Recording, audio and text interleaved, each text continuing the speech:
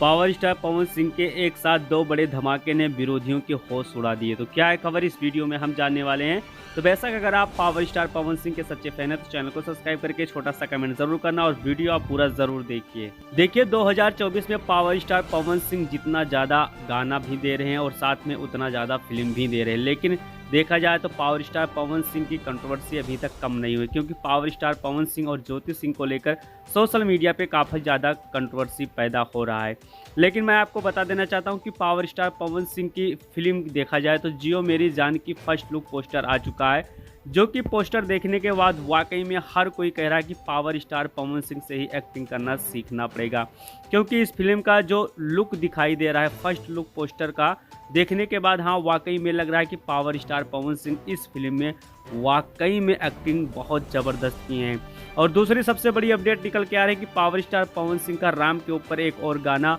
का poster release कर दिया गया है। बेशक बताया भी जा रहा है कि ये गाना देखा जाए तो हिंदी फिल्म के चैनल से रिलीज़ किया जाएगा, क्योंकि उस चैनल पर अभी तक देखा जाए तो भोजपुरी का कोई भी गाना रिलीज नहीं किया गया और पावर स्टार पवन सिंह का वो गाना राम के ऊपर आने वाला है। तो बेशक आप लोग को ये अपडेट कैसा लगा, इस बार बहुत तगड़ा झटका दिए हैं पावर स्टार पवन सिंह। तो बेशक आप लोग कमेंट बॉक्स में कमेंट करके ज़रूर बताइए और बहुत जल्द मिलते हैं अगले